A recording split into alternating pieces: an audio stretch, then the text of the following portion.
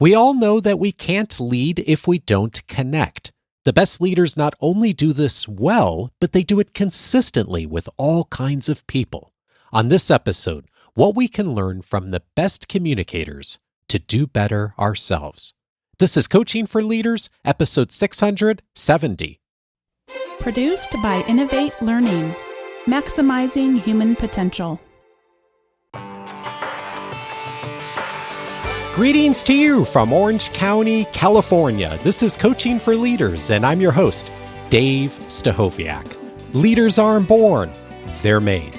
And this weekly show helps you discover leadership wisdom through insightful conversations. It's no accident that the word conversations is in that sentence that I say every week here at the beginning of the show, because conversations are so important for us as leaders. Connecting with people well, it is such a critical aspect of leadership. And today I am excited to have an expert with us who's going to help us to do this better, to be able to connect with people better, to do it a bit more quickly, and to really look at the human aspect of what we seek in our relationships and how we can lead them more effectively. I'm so pleased to welcome Charles Duhigg. He is a Pulitzer Prize winning investigative journalist and the author of The Power of Habit and Smarter, Faster, Better. A graduate of Harvard Business School and Yale College, he is a winner of the National Academies of Sciences, National Journalism, and George Polk Awards. He writes for The New Yorker and other publications and is host emeritus of the Slate podcast How To. He's the author of the new book, Supercommunicators, How to Unlock the Secret Language of Connection. Charles, what a pleasure to have you on. Thank you so much for having me. I really appreciate it. I so enjoyed getting into this book and thinking about how do we connect with people better. And I was really struck by a passage you make reference to in the book about your dad. And I hope you don't mind if I just read this couple of sentences. No. When my father died a few years ago, and I told people I'd recently attended his funeral, some of them offered their condolences. But almost nobody asked me any questions. Instead, they quickly moved on to other subjects. The truth was, I was desperate to talk about what I'd been through, about my dad, about the eulogies that had made me so proud and sad, and how it feels to know I won't be able to call him with good news. I read that and I thought, how many times I've heard stories like that from people on connecting with others. And just so often we just don't know what to say next, do we? No, and I think that's part of the problem, is because we don't know what to say next. We don't say anything at all, or we say my condolences, and then we move on to something else. But of course, the truth of the matter is, when you're talking to someone and they've had a loss in their life, or when they've had a great joy, they just went to their kid's graduation, this is some of the most meaningful moments in their lives. And it's this opportunity for us to connect with them. And we shouldn't let that fear of saying the wrong thing prevent us from speaking, particularly because if we just ask a question, if they don't want to engage, they don't have to. And if they do, if it's a question like, tell me what graduation was like, or tell me about your dad, it's an invitation to the other person to share with you who they really are. And that's where connection comes from. You write, we know that our brains have evolved to crave connections. When we click with someone, our eyes often start to dilate in tandem, our pulses match, and we feel the same emotions and start to complete each other's sentences within our heads. This is known as neural entrainment, and it feels wonderful. And I was struck reading through your research on how much evidence and research there is behind this. I mean, one example is the example of guitar players when they're playing in duets, like how much they align. It's really fascinating, isn't it? It is. It's totally fascinating. And, we focus on those physical aspects, but the biggest alignment is what happens inside our brains, that even during this conversation, as we're talking to each other and becoming neurally entrained, if we could see our brain activity, what we would see is it's starting to look similar to each other. And if you think about it, that's kind of what communication is. Communication is humans' superpower. It is what has helped Homo sapiens become such a successful species.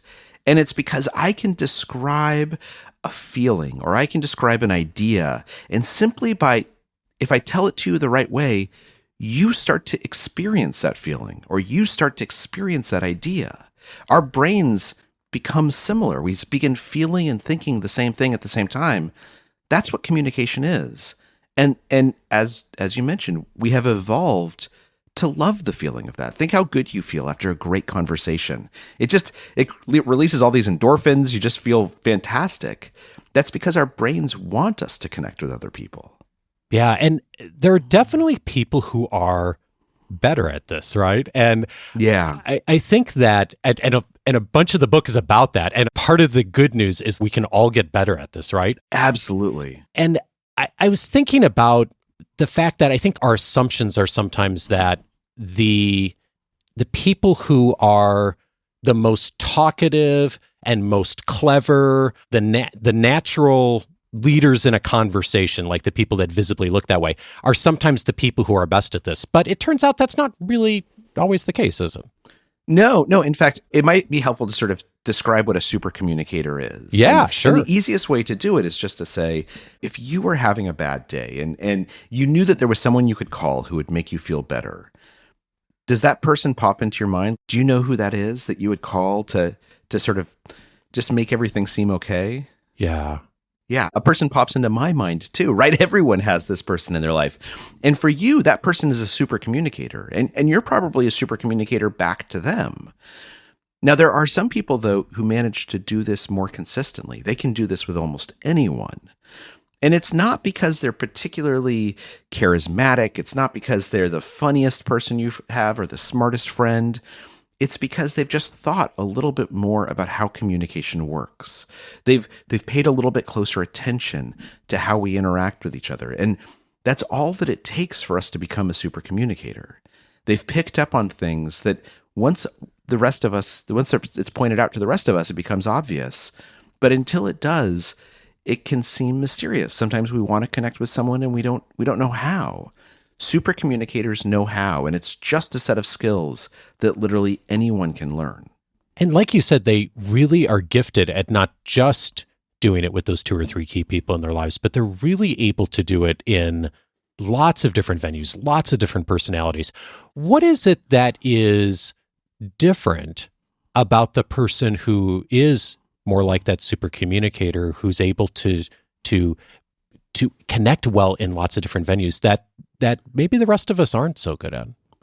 So there's a couple of things. The first is that they recognize that there's different kinds of conversations. And for me, this really came home for me when I would have this pattern that I would fall into all the time with my wife, where I would come home from work and I had a tough day and I would start complaining about my boss and my coworkers. And my wife very reasonably would say, actually, there's a solution for this. Why don't you take your boss out to lunch and you guys can get to know each other a little bit better? And instead of being able to hear her, I would become even more upset, right? I would say, why aren't you supporting me? You're supposed to be on my side. You should be outraged on my behalf. And then because I was overreacting, she would get upset and she wouldn't hear what I was saying. And so when I started writing this book, I went to experts and I asked them, what's going on here? Why do we keep miscommunicating? And they said, well, most people think that a discussion is made up of one thing, right? That we're discussing a specific topic. But actually, each discussion contains multiple different kinds of conversations. And for the most part, all of those conversations fall into one of 3 buckets. There's practical conversations where we're fixing problems or we're making plans or we're trying to reason through something. There's emotional conversations where my goal is to tell you how I feel. And I don't want you to fix my problem. I want you to empathize with me. And then there's social conversations, which is when we talk about how we relate to each other and relate to other people in society. And they said, look, the problem here is if you're not having the same kind of conversation at the same time, you're probably going to miscommunicate with each other. You certainly are going to misconnect. And so when you came home, you were in an emotional mindset. You were having an emotional conversation, and your wife responded with a practical conversation. And both of those are completely valid forms of communication. But because you weren't having the same kind of conversation at the same time, you weren't really connecting with each other. You weren't able to hear each other. One of the things that really struck me in looking at your work is that the super communicators are able to adjust and adapt really well in the moment. They see that better and they are able to flex more consistently than the rest of us. It's a differentiator, isn't it? Absolutely. And part of it is just paying attention, right? So that, we mentioned before when you see someone at work and you ask them, how was your weekend? And they say, oh, my son graduated. Or they say something like, it was kind of a tough weekend. There was some stuff going on. And our instinct is to just go on to like whatever's on our mind, right? Well, let's talk about next year's budget. But supercommunicators take a beat, and it really only takes half a minute. And they say, oh, tell me about what what were you feeling when you watched your son walk across the stage and get his diploma? Or, I know that it sounds like it was a tough weekend. I've been there before. If you ever want to talk about it, I'm here. Supercommunicators recognize what kind of conversation is happening, and they match the other person. And again, it's just a set of skills that we can learn to use. But that matching shows them that they want to connect with us. And this is what supercommunicators do really well. Not only do they match other people really well, this is known within psychology as the matching principle, but supercommunicators show people that they want to connect with them. And knowing that someone wants to connect with us, that makes it so much easier to connect. That makes us feel good. What's a way someone shows that they want to connect? Well, I think there's two techniques in particular that are really powerful. The first is asking questions. And some questions are more powerful than others. So within the psychology literature, these are known as deep questions. And a deep question is something that asks you about your values or your beliefs or your experiences. And that can sound kind of daunting, right? Like it sounds like a big question, but actually a deep question could be as simple as saying to someone, what do you do for a living? And they say, oh, I'm a lawyer. And you say, oh, did you always want to be a lawyer? Do you love practicing the law? Is it amazing? When did you decide, what made you decide to go to law school? Those are all three deep questions, and they're easy to ask, but they ask the other person to describe their experiences, how they decided to go to law school, their beliefs and values that led them to this career, what they value out of this work. And when someone describes that to us, they tell us something important about themselves. And asking the question shows them that we want to understand them. It shows them that we want to connect. Now, there's a second technique that's equally powerful. And this is particularly useful when we're talking to someone in a tense conversation. Maybe there's some conflict. Maybe we disagree with each other. Maybe it's just a hard chat. We have to talk about whether you deserve a raise or your performance review. And what studies show is that there's a technique called looping for understanding that proves to the other person that you really want to hear and understand what they're telling you. And there's 3 steps to looping for understanding. The first step is you just ask a question, hopefully a deep question if you can. You listen to what the person says. And then the second step is you repeat back in your own words what you just heard them say. And then the third step, and this is the one most people usually forget, is you ask them if you got it right. Now, we've all been in a situation where we've been having a tough conversation. And we know that one of the things that's hard about it is that as you're talking, you're wondering, like, is this other person actually listening, or are they just waiting their turn to speak? And sometimes when we're listening, it's hard to listen, right? We're preparing our rebuttals in our minds and we're not really paying attention. Looping for understanding is something that allows us to prove to the other person that we are genuinely listening. We genuinely want to understand them. We want to understand them so much that we're actually going to re-say what they said in our own words and then ask if we got it right. When we do that, we're showing them that we genuinely want to connect with them, even if we disagree with each other. And that's incredibly powerful because it inspires the other person to listen back as well. Yeah, and to our point earlier, we can get better at it, right? And I was thinking when I started hosting the show, I would have a really hard time listening in the moment early on because I was thinking about the next question often, or I'd written down the next question. And it really did take some time, and it took some iterations to learn that I could do a better job of listening in the moment. But I did get better at it. And I think that's true for almost everyone. Like if we zero in on some of these things, we really can get better. And so I'd love to zero in on some of the things you just said, because I think there's so much here that sometimes some little shifts, which may not seem like that big a deal on their face can really open up some doors for this. And you made the invitation to ask a question, right? Especially looping for understanding. And, I was thinking about those deeper questions, and that the point, I think, is to make an emotional reply easier for someone else. Like, maybe they connect deeper than they would have if you had asked a different question. Maybe they don't, but you at least open the door. And I love, in one of the pages of the book, there's a whole chart of questions of how you can take a shallow question and nudge it to be a deeper question. And I think, like, at first glance, it might seem, well, it doesn't seem like that big a difference, but I love one of them is, rather than asking, where do you live? The question is, what do you like about your neighborhood? And it invites someone to give more of an emotional response to make that connection, doesn't it? Yeah, and more of a personal response, right? And in some ways, it's a matter of, instead of asking for facts, asking for perceptions, asking for opinions. Right? Because it's our instinct to ask for facts. Where do you live? Where'd you go to high school? What do you do for a living? But if we just shift those conversations a little bit, what do you love about your neighborhood? What was the best part of high school for you?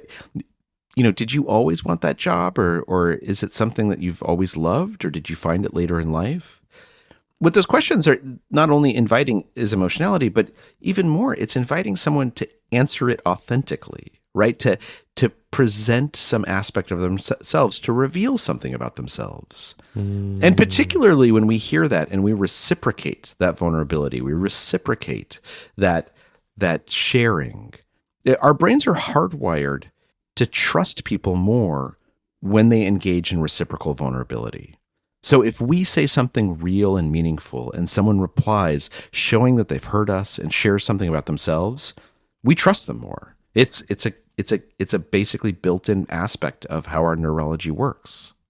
Yeah, and that really struck me as a key point, that the people who do this really well are reciprocal. It's not just, I'm curious about you and I'm asking all of these deep questions, but they also bring themselves into the conversation. And I'm wondering, Charles, like, what you found that people who do this well really do to kind of balance that without making the conversation about themselves, because we don't want to go on that side too. Have you found a way or seen, like, what do people do to kind of bridge that gap well? So I think, let's say I say to someone, do you love being a lawyer? And they talk a little bit about how they decided to be a lawyer. And then I say, it's interesting you say that, because like the way that I decided to become a journalist, and I love being a journalist, is that when I was in business school, I had this experience.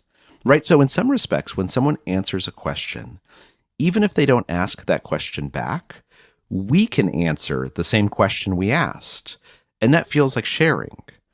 Now, the key is, you're exactly right. Sometimes it can not feel like sharing, right? If I turn to someone and I say, how was your weekend? And they say, oh, actually, my dad passed away. And I say, oh, I know what that's like. My aunt died 12 years ago, and I totally know what that's like.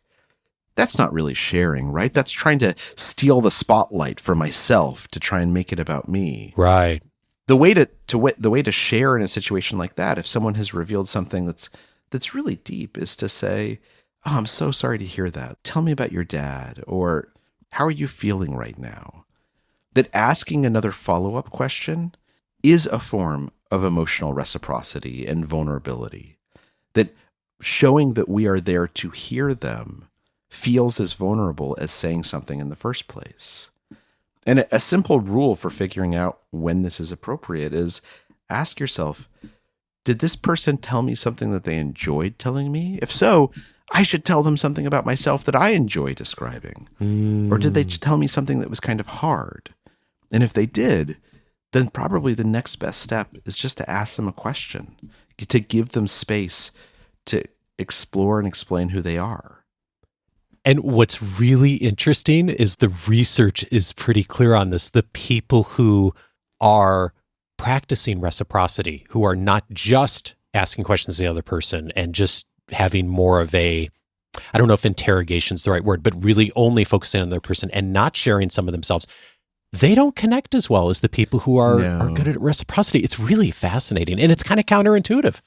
There's this story in the book about this CIA officer who gets hired and is sent to go recruit overseas spies. And he's just terrible at the job. He like literally cannot recruit anyone to save his life.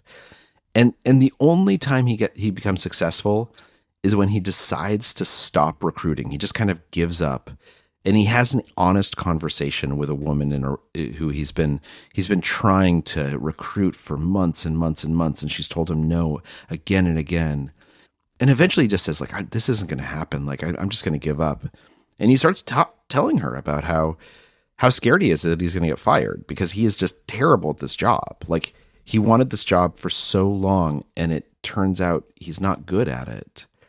And it's then when he says something honest and true and vulnerable, it's then that she can hear what he's saying for the first time. And she says, no, I want to work with you. We can do this together. And she ended up becoming one of the top assets in the Middle East. And Jim Lawler, the CIA officer, ended up becoming one of the top recruiters in the CIA.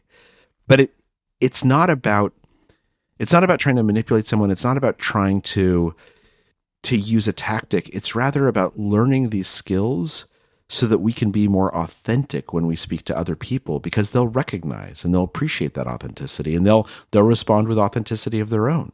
One of the other pieces of guidance you've given is in the looping for understanding, repeat back in your own words, like after you've asked that deeper question, repeating back what you think you've heard. And I think all of us have been the maybe, I don't know, victim's too strong a word, but we've had a conversation with someone else and they sort of parrot back to us like what they've gone through whatever the sales 101 course and learned. Okay, right. You're supposed to say back to the person. Yeah. And it's technically like they heard you, but it's clear that it's like following a road pattern. And we sort of all know when we hear that. And then on the other side, we have all had the experience too, where someone repeats back in their own words and you're like, wow, yeah, they got it. And sometimes it's just a matter of taking a beat, right? So if you describe something to me and I'm quiet for like 2 or 3 seconds because I've been listening closely, I've been processing what you've been saying. And I say, look, what I hear you saying, I know that we're talking about your kids, but what I hear you saying is you're really concerned about what's going on with your wife. It sounds like this is bigger than just a problem with your kids. This is a problem with your whole family. Am I getting that right? Do you think that's true? Then suddenly that person has given us a gift. They've helped us hear ourselves. And you're right. If we do it in a clumsy way, if we don't actually try and listen to what the person is saying, but we just took that sales 101 class, it's not going to work. But if we just take a minute, if we think before we speak, then we're probably going to find some way to say something that's real. And that person's going to know that we want to connect with them. And there's an element there in what you just said of kind of the meta bigger picture. Like if you stop and think about it for a moment, like what is this conversation actually about, right? Going back to what you said earlier. And it's just like taking that pause helps us to center a little bit on that bigger picture. And if you get the meaning, then the connection is so much more profound. Absolutely. And at the beginning of every conversation, there's what psychologists have started referring to as a quiet negotiation. And the goal of that quiet negotiation is not to win. It's not to beat the other person.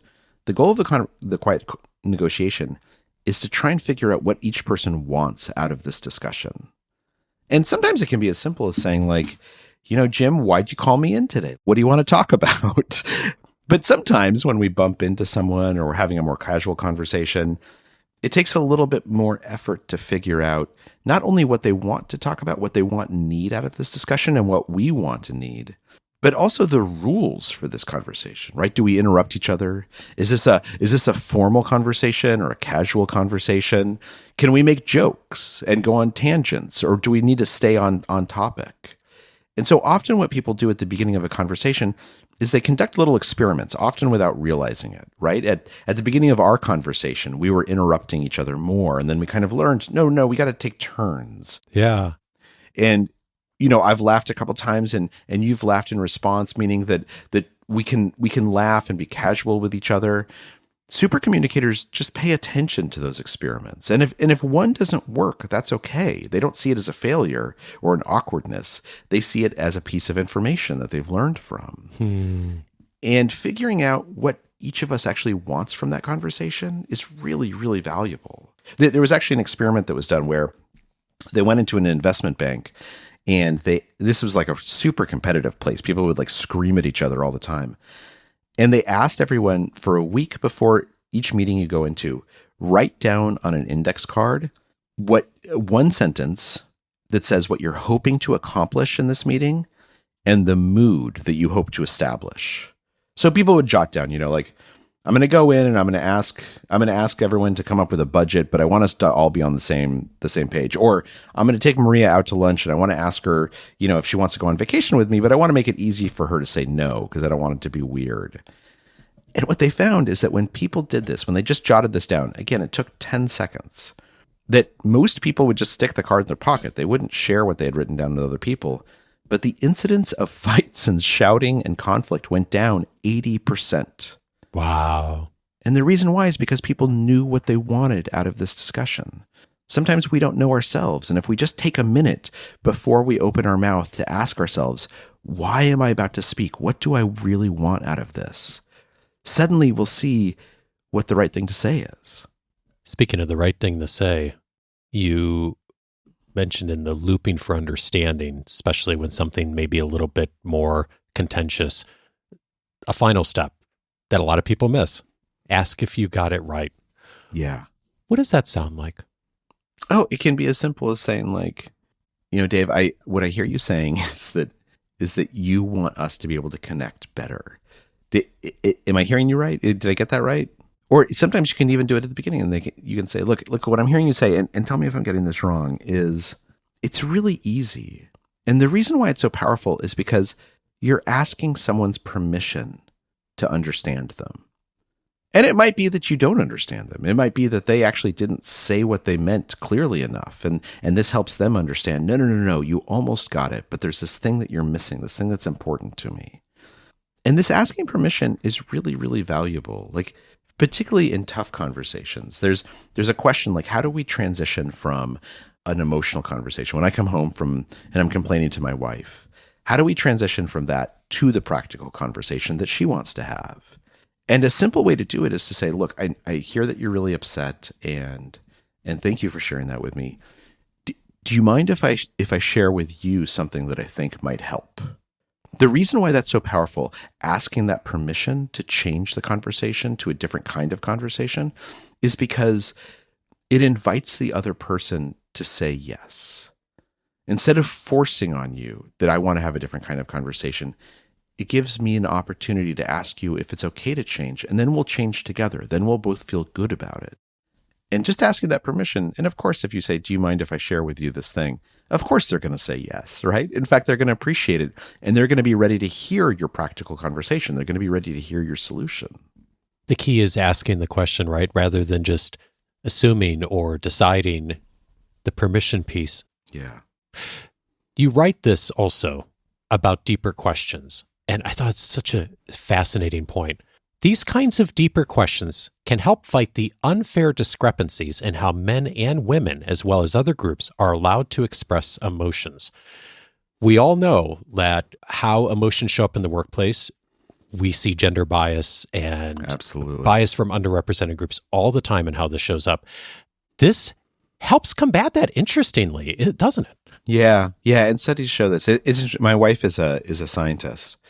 And when I was working on this chapter, one of the things she said, look, I cannot be emotional at work the same way that men can, right? And in fact, studies show this. If a man cries at work, he's seen as really caring deeply about this issue, about really putting himself out there. If a woman cries at work, it's seen as a weakness. It's seen as her being too emotional. Yep. And so Liz asked me, how do we be vulnerable at work when we know that there is this difference? And what the research says is exactly what you just said, which is when we ask deep questions, we tend to bypass the stereotypes in people's minds, right? So if someone has been vulnerable with us, and as a woman, I say to them, I really want to understand what you're feeling. Like, tell me more about what the relationship was like with this person and why it upsets you so much. Or what happened when you were a kid and you had to deal with a bully, like the clients being a bully. How did that make you feel? Like, how did you deal with them? The reason why that question is so powerful is because in doing so, we're introducing a safe space for emotional vulnerability without triggering the stereotypes in people's heads. And similarly, as a male coworker, as an ally, when we ask a deep question of one of our colleagues who might be underrepresented minority or might be a woman, what we're doing is we're saying to them, this is a safe space for you to bring your full self to work. I am not going to assume that you are emotional. I am not going to assume that you are irrational. Or that you're defensive. Instead, I'm going to ask you a question that invites you to explain to me who you really are, because inevitably what you're going to say is going to confound the stereotypes, because you're a real person. You're bigger than just one identity and one label. And the more I hear that, the more we can actually have a conversation with each other. And I think especially if you're the person who has the title, has power, you leading that is key. Like you starting that, what you just said, being the person who starts to ask the deeper question, being the person who opens the door. And like we said earlier, people may or may not walk through it. That's their choice, of course.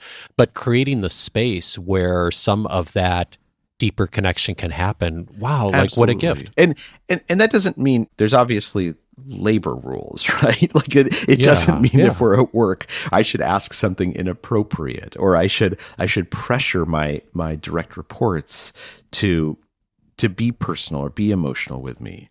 But it does mean that when that direct report signals to me that they have something personal they want to talk about, that I create a safe space for it to happen, and I ask them permission to share with me. And that's what's really, really important, right? And the other thing is, not everything has to be a conversation, right? Not everything has to be a deep conversation. When I say to my kids, look, I want to talk to you, I want to have a discussion about cleaning your room, I'm not really looking for a discussion about cleaning their room. I'm looking for them to go clean their room, right? I'm just being polite. And so part of this is deciding when we do want a conversation to happen and when we don't.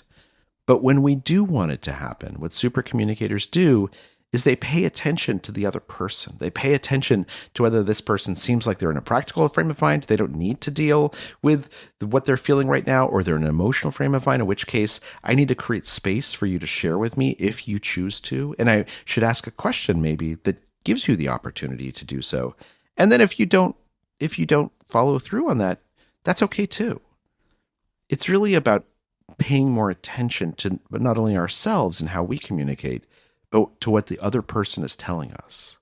I think that's what's so powerful, especially about the distinctions and the examples in the book about the shallow questions and the deep questions, is almost every situation, in fact, almost every professional situation, there's a way to ask a question that's, yes, transactional, informational, which of course we all do.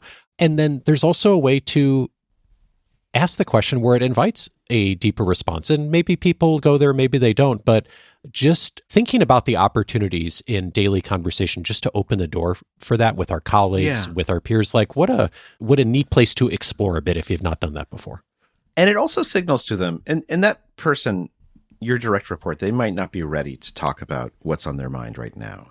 But now they know that you can have that they can have that conversation with you, that you're open to it, and that it won't be awkward and it won't be weird. It'll be casual. It'll be easy.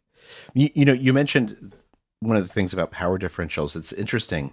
I spent a lot of time at Amazon because I wrote an article for the New Yorker about the company. And one of the rules that they have is that during every meeting, the meeting starts with the most junior person speaking. And then the most senior person does not speak until they speak last. And the reason why they do that is because the junior person is going to have some interesting ideas and you don't want them to feel shut down, but they might also say something that's a little bit off or odd. And you want to create the space for them to experiment with that. You can learn a lot from it, but also they can learn how to communicate better. And I think that that's such a powerful thing, is that what's happening there is that when Jeff Bezos is in a room and he turns to the most junior employee and he says, why don't you share your thoughts on this new product with us first? He's giving that person permission to be honest, to say something that that person recognizes, everyone knows might not be the final answer, but he's giving them permission to bring their full self to work. And that's really powerful. Charles Duhigg is the author of Supercommunicators, How to Unlock the Secret Language of Connection. Charles, thank you so much for your work. Thanks for having me on.